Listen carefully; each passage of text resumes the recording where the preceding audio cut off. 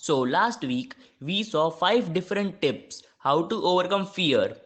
In that we had 5 tips for how to get mentally prepared to overcome fear. Just a quick recap. Those 5 points were: number 1, breathe through panic; number 2, look at the evidence; number 3, talk about it; number 4, go back to basics; and number 5, take time out for planning. So, without ado, let's just jump into today's podcast. Number 6, face your fears. Avoiding fears will only make you fragile. Instead, learn to fight against them. Whatever you fear, if you will face it, it should start to fade. If you will panic one day getting into a lift, for example, it's best to get back into a lift the very next day. Remember, in life, fear has two connotations, two different meanings. FEAR, fear might also mean forget everything and run, or else fear will also mean forget everything and rise. It's always up to us. Should we face the fears and rise against all odds, or we should just forget everything, leave everything, and just run towards our home? Point number 7, visualize a happy place and perform affirmations. Take a moment to close your eyes and imagine a place of safety and calm. It could be a picture of you walking on a beautiful beach, or snugged up in bed with a cat next to you, or a happy memory from your childhood. Let the positive feelings smoothen your mind until you feel more and more relaxed.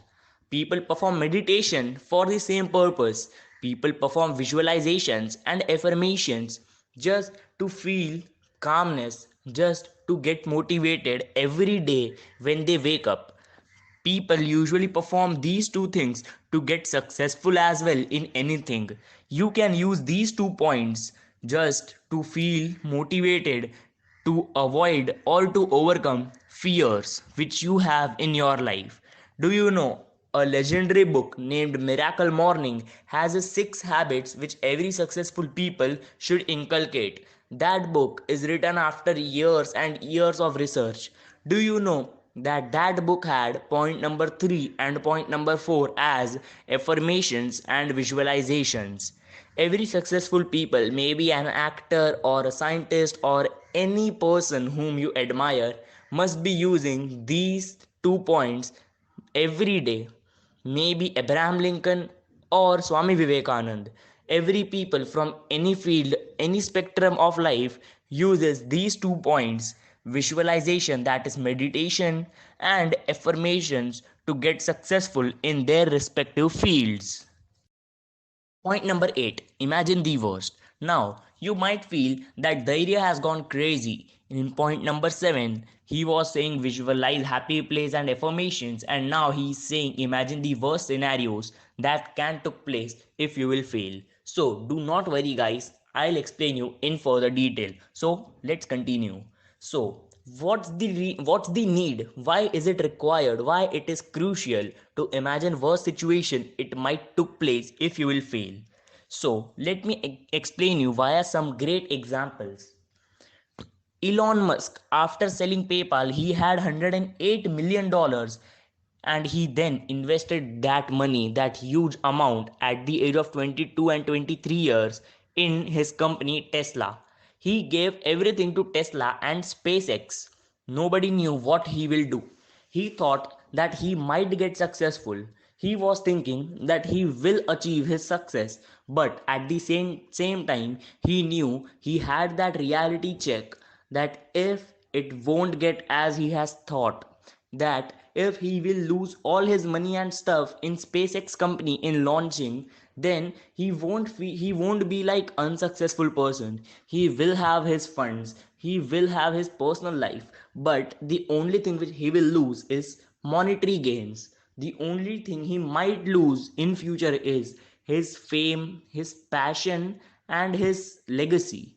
But he knew that these things won't matter much to him. He will continue with his future projects. He will continue with different launchings, and ultimately he went ahead. Learn to imagine worst parts of your life. If you can't, then leave it. If ever you are starting any project, imagine the best scenario and the least but still the worst scenario which might took place in future if everything will go wrong. If you can do this, you will have whole spectrum in front of your eyes. You will be able to understand, examine and analyze the situations, and ultimately you will have a reality check. Many people who don't have such reality checks in personal life, in relationships, in success, in happiness, in any professional field or in personal life end up committing suicide. King of music. Elvis Presley was given this title. He was considered as king of music, but he ultimately committed suicide. Cafe Coffee Day, a well known brand, you might love it. Do you know that its owner created a mess for him and ultimately committed suicide because he did not think that he is doing wrong or right. He did not imagine the worst situation. Try imagining the worst situation that might can happen. Perhaps it will be panicking and having a heartbreak, or it might cause you different problems.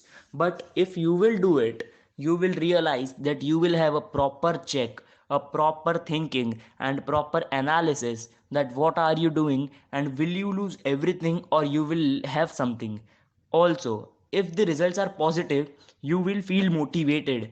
If the results are negative, you won't feel demotivated because you have already thought about it. You knew the consequences and it will surely ultimate help you. So, learn to imagine the best as well as the worst scenario which might take place after a situation.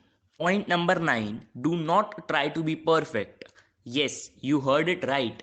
I said, do not try to be perfect.